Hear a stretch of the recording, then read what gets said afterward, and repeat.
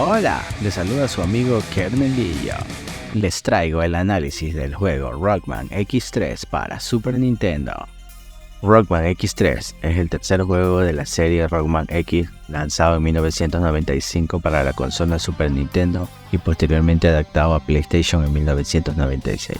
El juego sigue las aventuras de Rockman X, un robot con libre albedrío que lucha contra los Mavericks, robots rebeldes que amenazan la paz mundial.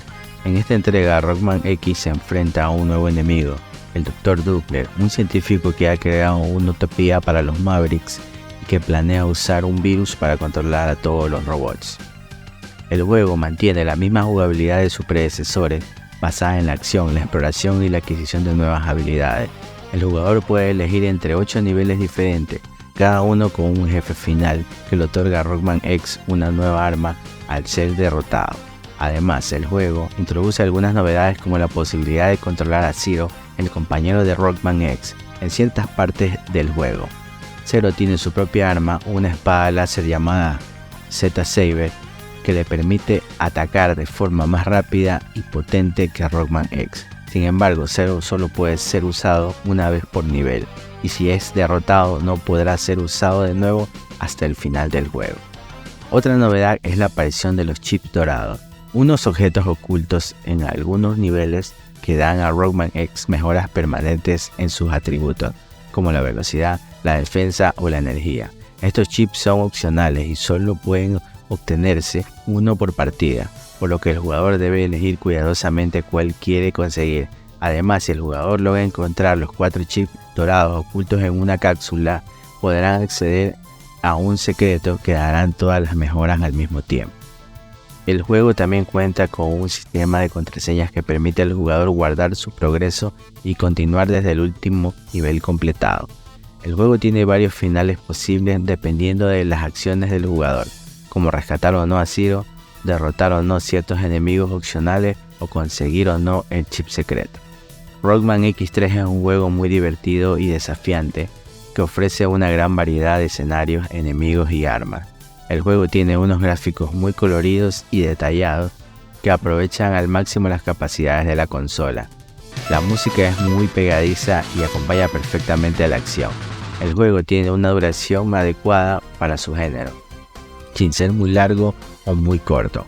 El juego tiene un nivel de dificultad alto, puede frustrar a los jugadores menos experimentados o impacientes.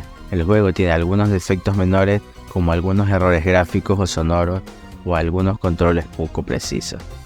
En esta mi reseña he añadido mi opinión personal sobre el juego, así como más detalles sobre los aspectos más relevantes en el mismo, con los personajes, las armas, los niveles y los finales. He intentado explicar mejor las características y las mecánicas del juego, así como sus puntos fuertes y sus puntos débiles.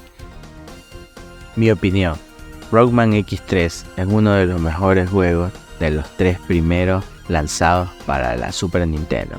El juego tiene una historia interesante y original que se aleja de los clichés típicos del género.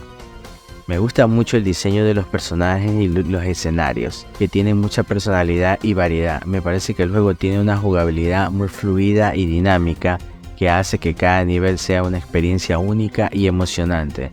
Me encanta la posibilidad de controlar a Zero, que es mi personaje favorito en la serie. Me parece que el juego tiene un equilibrio perfecto entre reto y diversión, que hace que el jugador quisiera superarse a sí mismo y descubrir todos los secretos del juego.